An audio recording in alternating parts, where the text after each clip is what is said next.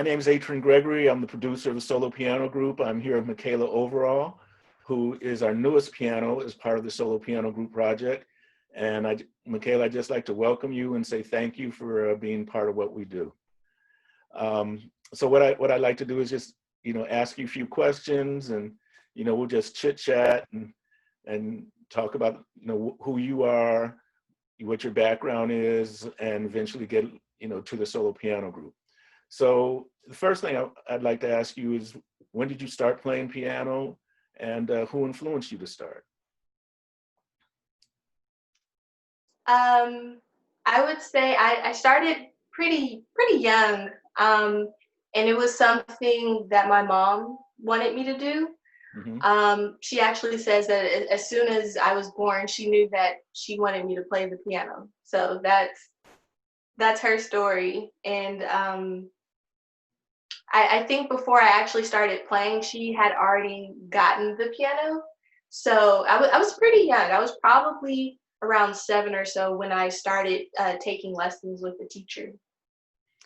So when you started, did you start on an upright piano, or did your mom have a grand piano for you already at 7 years old?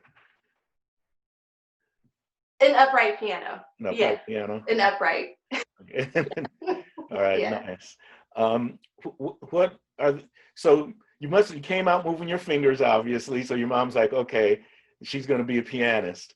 But as you've grown into this, are there any pianists that you look up to, that you specifically pay attention to, whether it's what they play, their compositions, or their technique, or anything like that?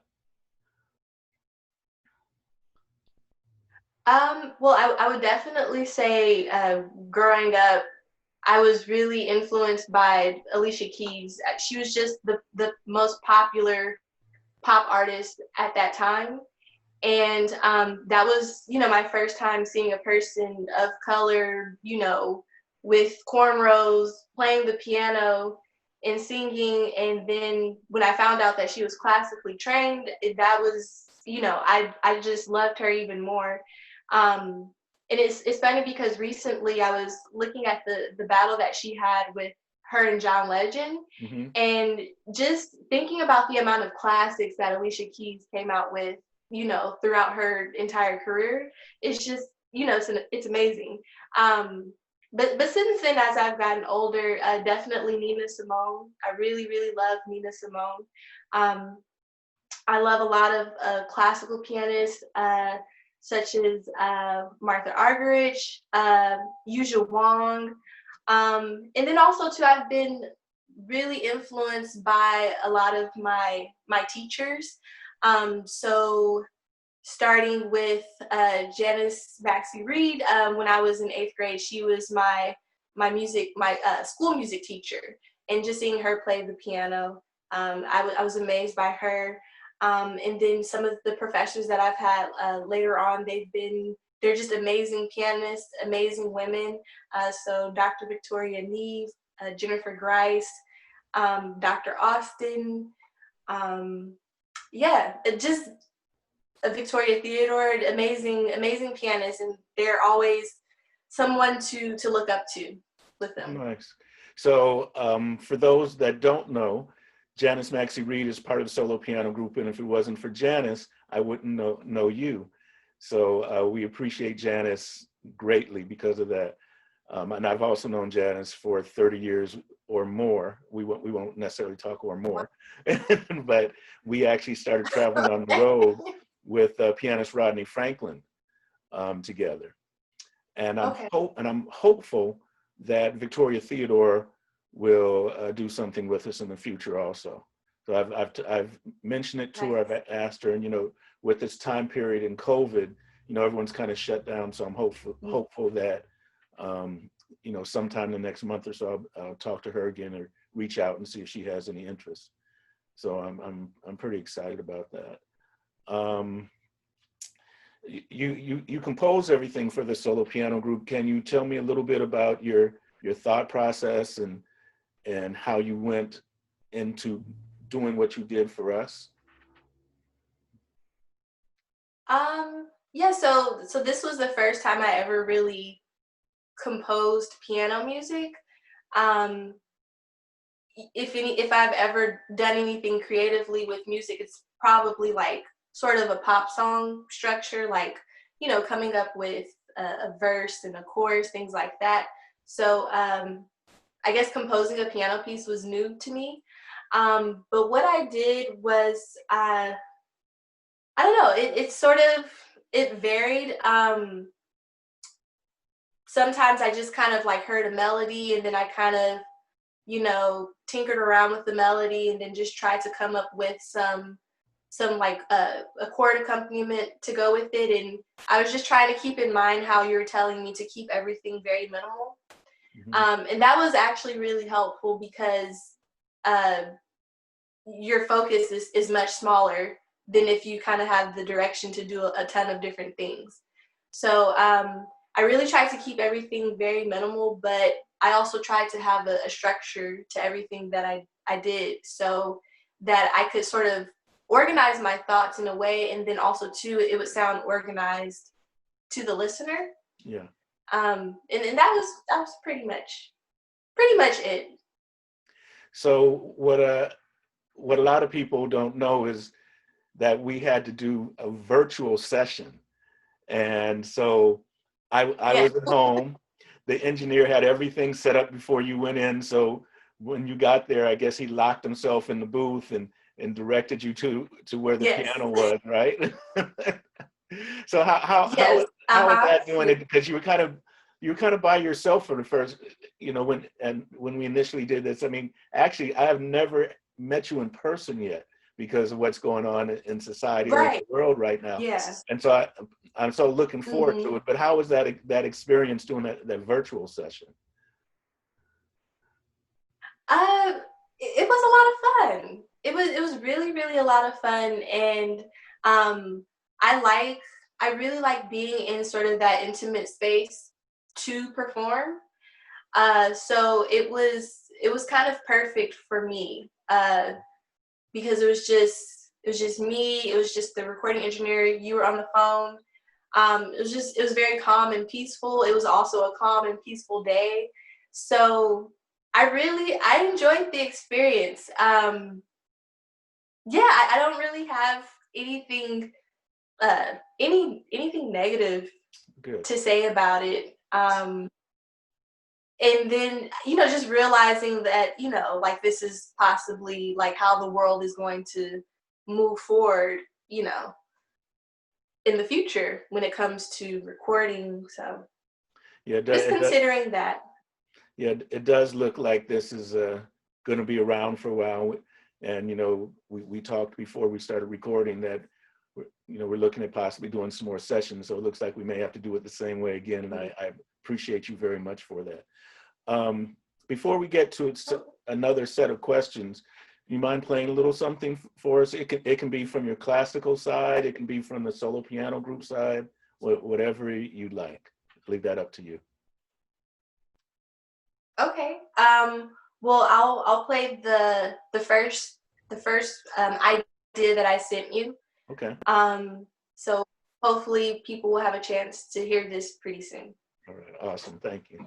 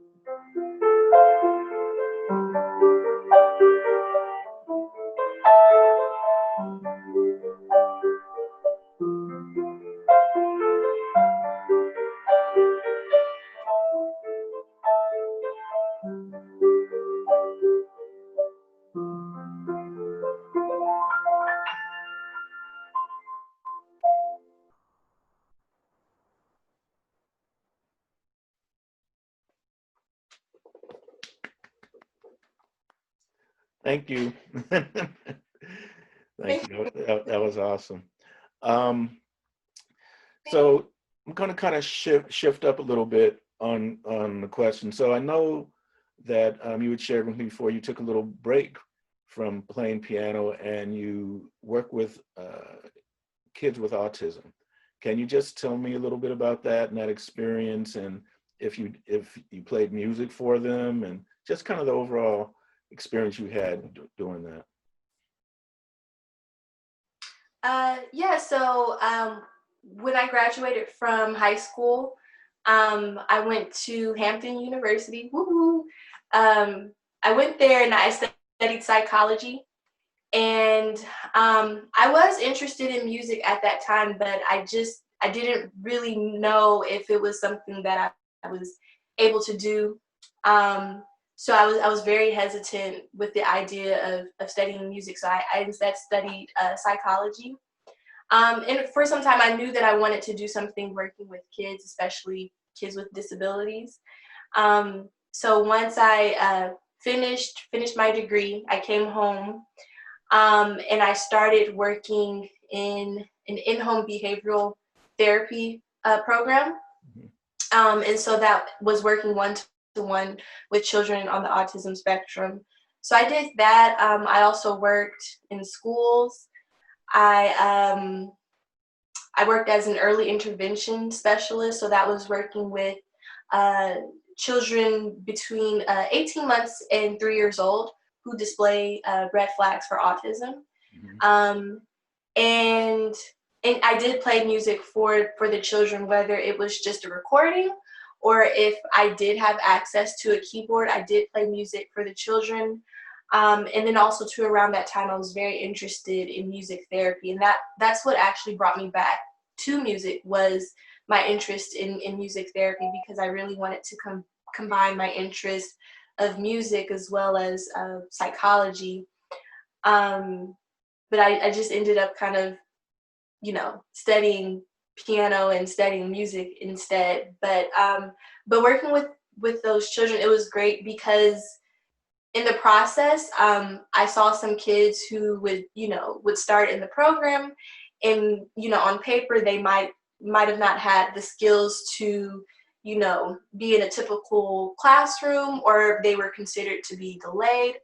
Um, but over time, with just working with them and just kind of giving them positive reinforcement, being consistent, it was so inspiring to me, because I saw some kids make amazing progress. I saw some kids do some things that people thought that they would never be able to do. Um, and it was just so inspiring to me. And that was another reason that inspired me to get back into music, because I kind of told myself, like, if I'm positive and I practice and I do my best and I work hard, then hopefully that'll get me somewhere. So it was kind of like a full circle uh, moment for me. And as of now, I teach piano privately, and I still love working with kids who are on this on the autism spectrum, or just any other kid that like might have some type of behavioral problem or cognitive delay. I love working with those students, and I never want to turn anyone away and say you can't learn how to play the piano or you can't learn. So yeah, it's great. That's awesome. I have so many questions like just in this one section, because first I have a statement.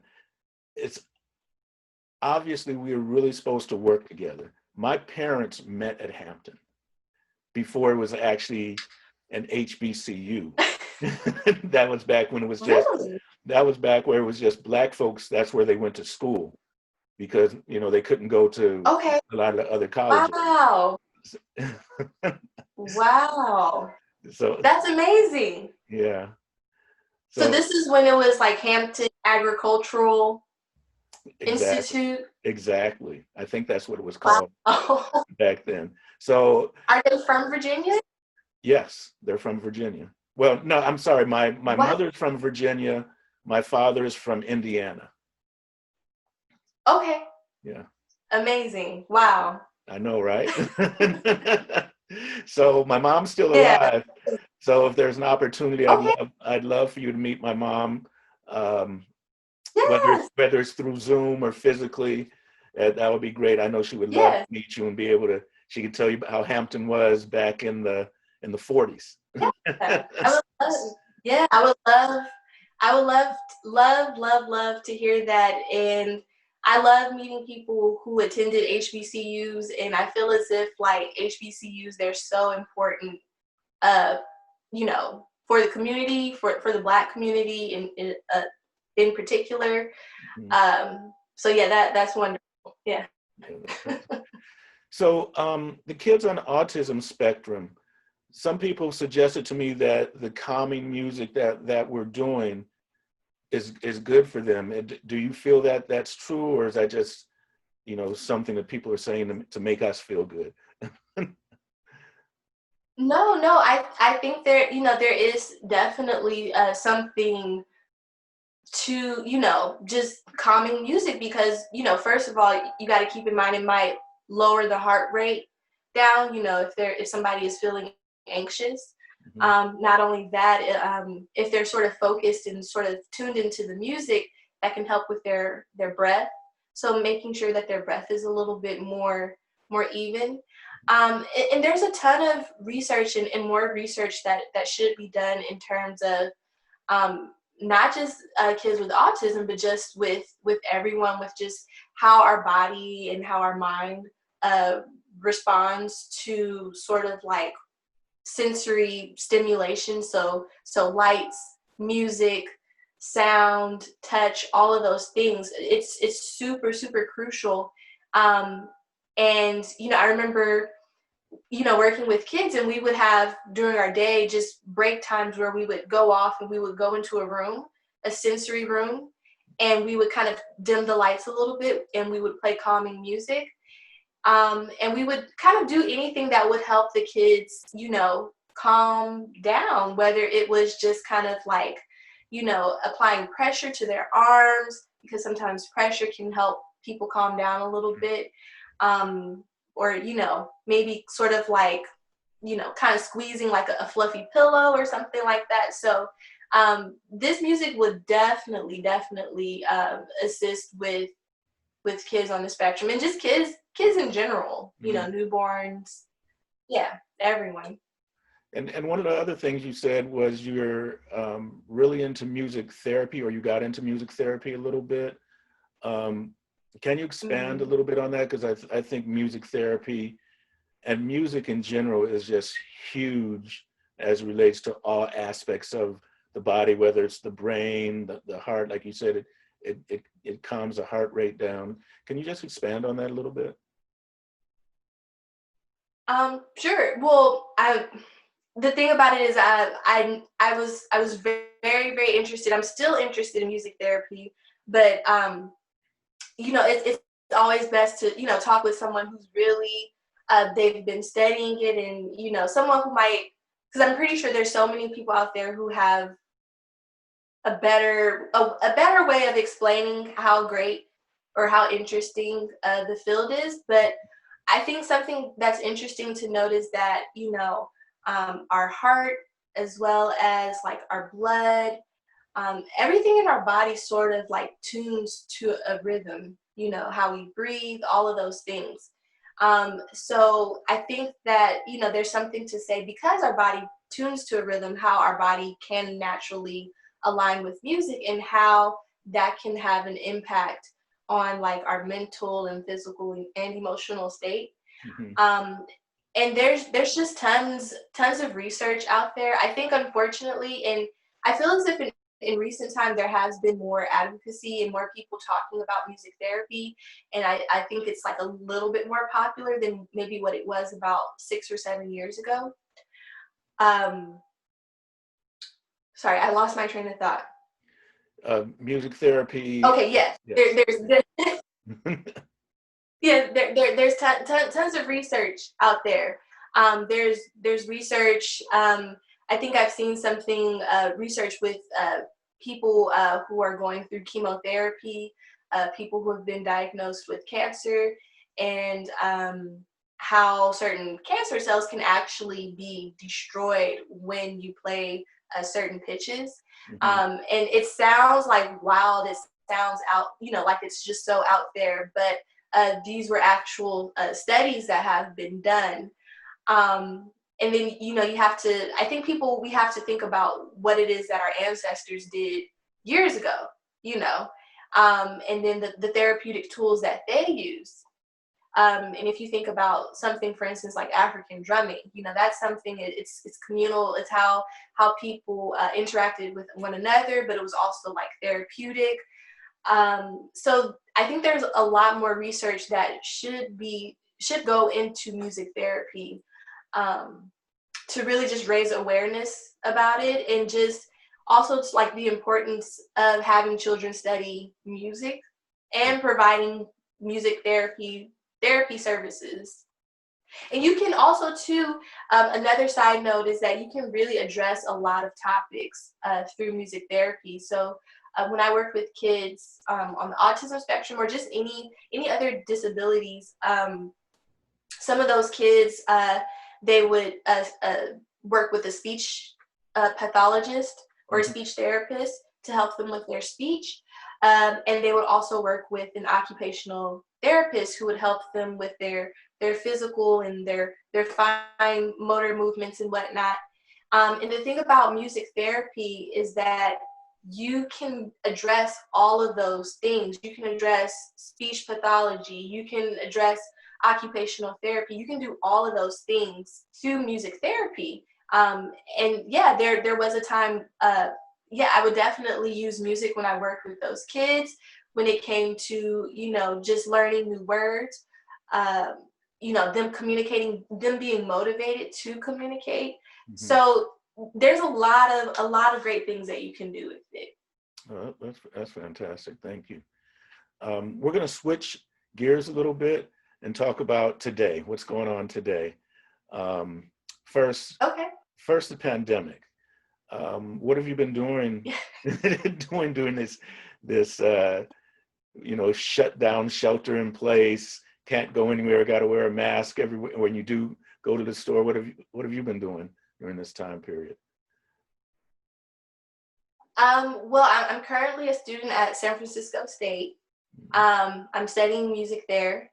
So about a month ago, I finished my spring semester, my spring 2020 semester. So of course, like 6 weeks into the semester, we had to move everything online, which was definitely new for me. And then not only that too, but I with my work, because I do teach piano, so that everything had to be moved remotely. So basically teaching piano through Skype and Zoom and FaceTime and all of that. So there's kind of like my normal schedule in a way. I'm still kind of doing the same stuff. Obviously the main thing is that I don't have to commute, which I'm okay with for now, not having to travel back and forth to San Francisco, which, can, it can take its toll after a certain point. But yeah,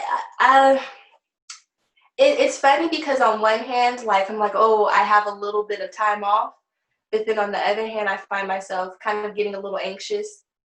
But the main thing I think that's important is to just try to stay calm, and then just trying to keep with my routine has been really helpful.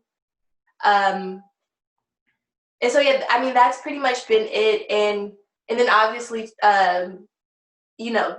connecting with you, that was not something that I was expecting to do. So, so just being able to be more creative, which, doesn't happen that much because I'm running back and forth between school and work and just practicing, the repertoire that I have. And I don't, have that chance to just, work on something that I want to work on, something that's creative, something that expresses me. So, yeah, I'm welcoming the change. And then I realized too, there's going to be a point, I don't know when, but there's going to be a point when things sort of go back to normal. So just, accepting that. Yeah. So Yeah. another thing we have in common is San Francisco State is my alma mater. Yes. I think I may have Yes. told you that. Yeah. Uh-huh. So yeah, that's interesting. So another thing I wanted to ask you, because with all the things with the police and the George Floyd, and as a male, as a black male, I've had experiences starting at 13 years old with the Mm, police. Um, mm. I have family members at the police, so I've also had good experiences, but I've had my bad experiences started at 13 and Wow. and went for quite a while until I became an older adult, and Mm. then it wasn't so bad. But have you had any experiences with the police, positive or negative, with them? Um, I one of my uncles, he was a police officer. He retired. Mhm. Um, and he's one of my favorite uncles.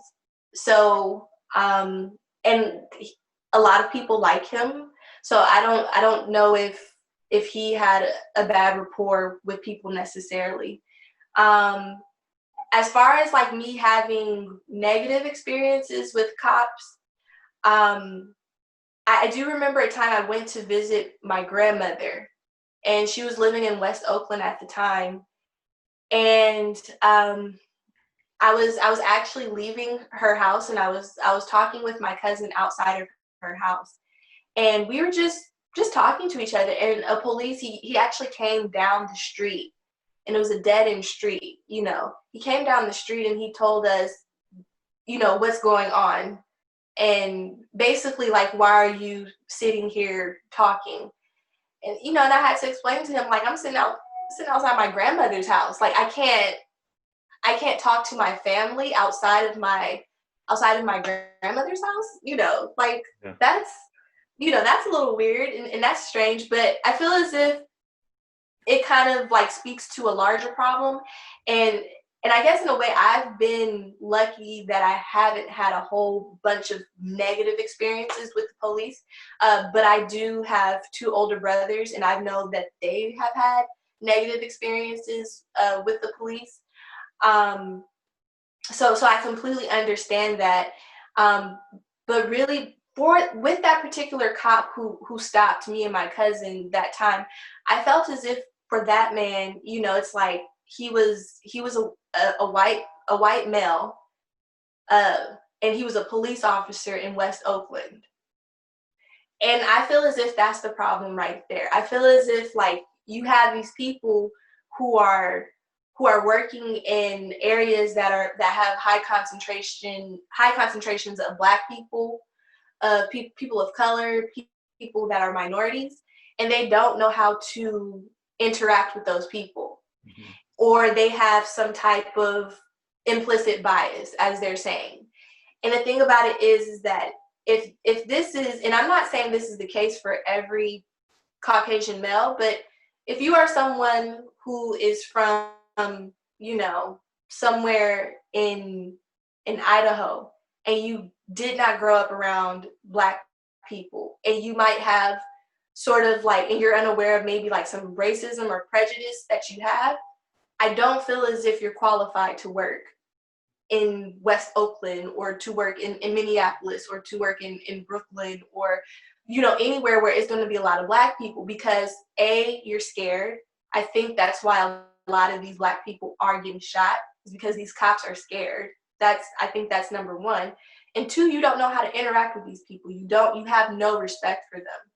So with that, I know this is kind of like not answering your question, No, please, but please, please. there needs to be more vetting that goes on with the people that they decide to, who's going to be in this area to be a police officer. Not only that, I feel as if, there needs to be like more emotional and like psychological training that goes into it. So lately I've been seeing these reports where, like, oh, they're putting a body cam, and they're putting a body cam or a camera on the gun. And to me, I feel as if that's sort of slapping a Band-Aid on the issue. because of the fact that these people, they don't know how to interact with people of color. Not only that, it's like you obviously don't know how to mitigate a situation.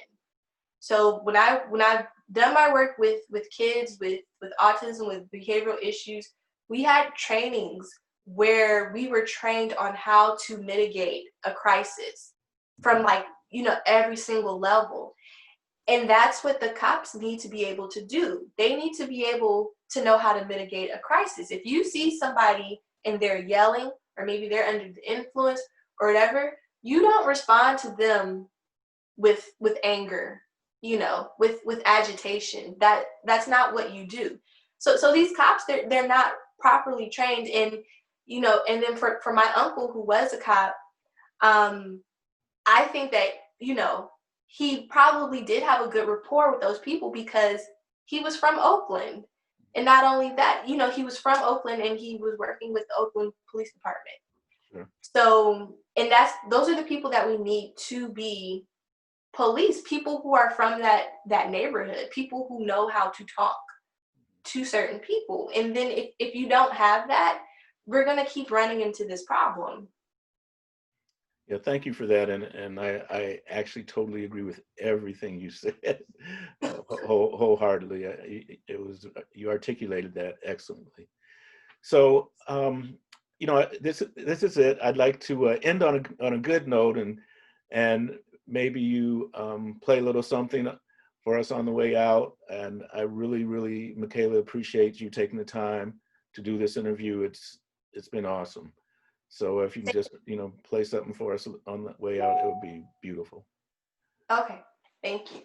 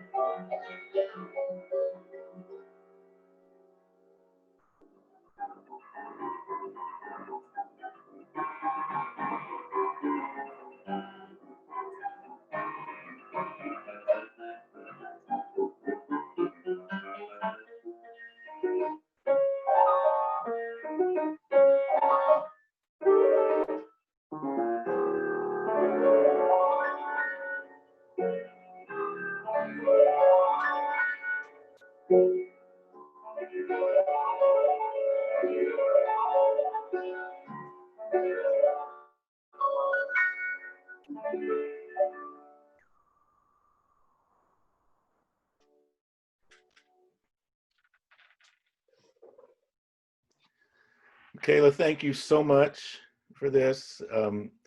It's a pleasure getting to know you better and better every time we talk. Yes, And same here.